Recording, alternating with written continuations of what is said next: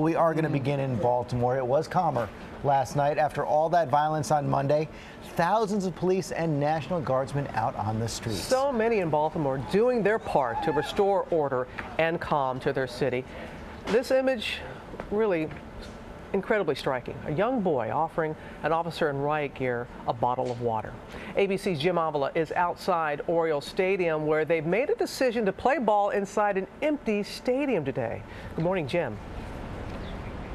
Good morning, Robin. It is a baseball first. The Chicago White Sox and the Baltimore Orioles to square off here at Camden Yards in day baseball with no fans. The stadium empty. Security and concerns making it impossible to play baseball in public. Baltimore took back its streets overnight, employing superior numbers, air power, and a 10 o'clock curfew. Still, some protesters refusing to leave, some throwing bricks and bottles at police, authorities firing smoke canisters and pepper balls to disperse the crowd. All this just 40 miles from the White House, where the president hosted a state dinner for Japan's prime minister, after the president earlier in the day lashed out at those clashing with police. That is not a protest. That is not a statement. It's people, a handful of people taking advantage of a situation for their own purposes, and they need to be treated as criminals. All day long, the community and police worked to calm things down, changing the tone dramatically.